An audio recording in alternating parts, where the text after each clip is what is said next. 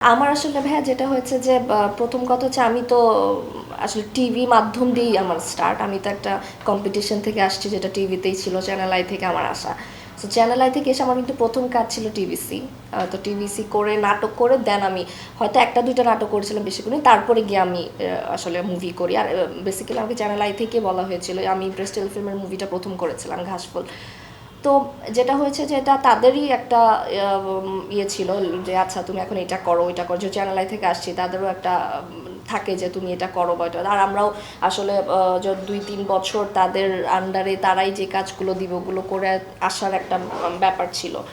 তো ওইটা ঠিক ছিল, কিন্তু যেটা হয় যে পার্সোনাল একটা চয়েস বা পার্সোনাল আছে না, যে আমি বুঝতে পারছি, নিজেই ফিল করতে পারছি যে হয়তো অ্যাক্টিংটা আমাকে দিয়ে এখন হচ্ছে না, বা আমি আমি এটা খুবই মানি যে, বা আমি ফিল করি যে আমি যদি একটা ক্যারেক্টার প্লে করে ফেলি একবার, ওইটা আমি আবার হয়তো বা সেকেন্ড টাইম করতে পারবো না আমার লাইফে কখনো, বা করলেও মানে ওই গুরুত্বটা আর থাকে না বা হয় না। তো আমি এই জন্য ওই ক্যারেক্টারগুলো আসলে নষ্ট করতে চাই না। এই যে আমি হয়তো এখন অ্যাক্টিংটা ঠিক মতো পারছি না, আমি করে ফেললাম, একটা সময় গিয়ে আমি হয়তো নিজেকে দেখে বললাম যে আল্লাহ আমি কী করছি, আমি ক্যারেক্টারটা শুধু শুধু নষ্ট করছি। তো আমি ওই ফিলটাই নিতে চাইনি আমার লাইফে কখনো।